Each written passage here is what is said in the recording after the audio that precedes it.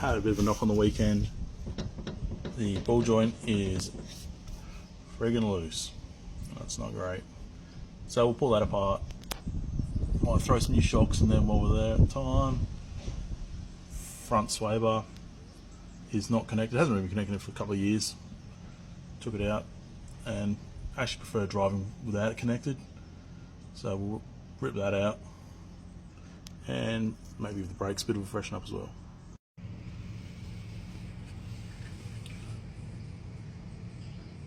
Going to try and get in there and replace the rack mounts too. Anyone with beams knows how tight these things are, so the engine's probably going to have to get lifted out a little bit.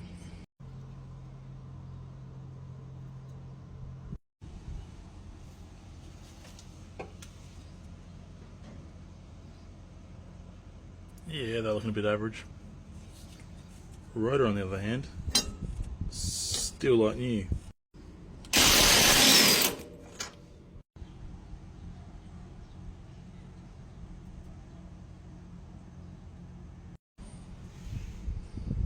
Little dirty, but the old HAPS logo is still on there. Also, this here has just the slightest bit of movement to it. It's a bit flogged out, so probably time for some new joints there as well.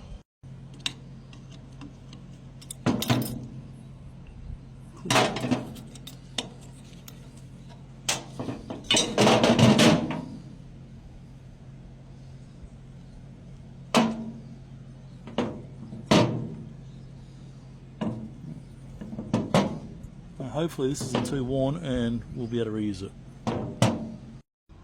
Also might need to wind the front end out a little bit. A few little rub marks under the guards here.